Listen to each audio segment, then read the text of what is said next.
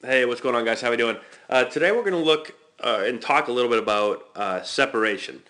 You hear people talking about separation all the time. Get separated, and I think the important thing that people aren't really they don't talk about or they don't pay attention to is the timing of the separation. So I think a lot of people just think separation just means when your foot gets down, your hands got to be back. But it's really important when this is happening. So if you watch really good hitters in the major leagues, we'll look at Josh Donaldson right here. I was looking at some of his video yesterday.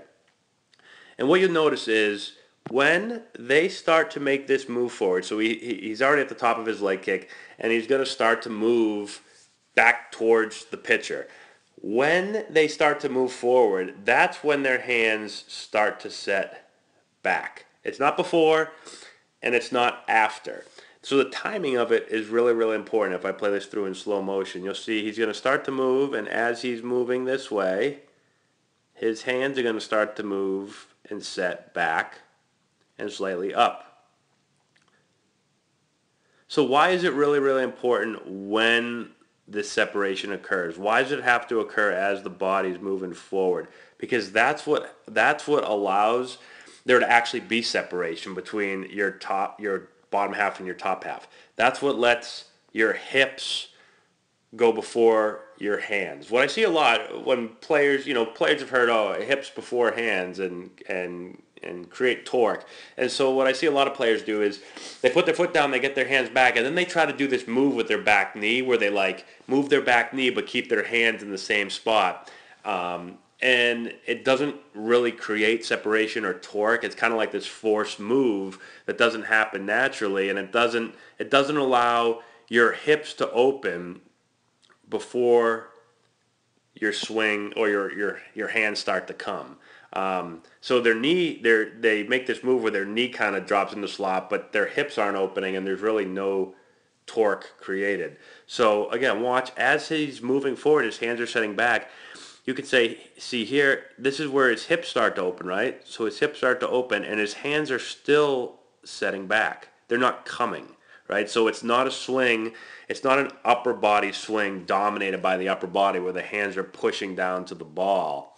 It's a swing that's creating energy from the ground up.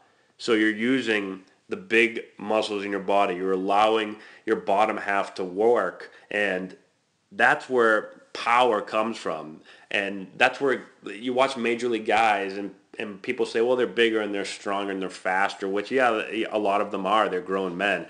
But they're able to create a tremendous amount of bat speed because they use their entire body, and more specifically, they allow the lower part of their body to work. And that's where the power comes from. The energy is generated from the lower half, and then it allows the bat to be kind of the last thing that comes, and that's where you create all the bat speed from. So again, watch how the hips are starting to open as the hands, I'm going to go to the point right where the hips start to open. So right about here, again, if I put a dot on the hands, you can see the hips are starting to move, they're starting to open, and the hands aren't coming. His rear elbow is kind of starting to drop in the slot a little bit, but his hands are still setting. And now that's the first click right there where the hands are actually starting to move anywhere. And look at how the hips are already opening. They've been opening. They continue to open. And the barrel isn't being pushed down this way. It's working this way. It's getting on path.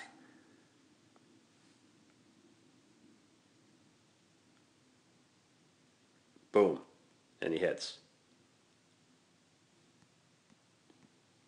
So it's again really, really important, the sequencing of the swing. It's not just about getting in positions and get your hands back and get your foot down and then hit.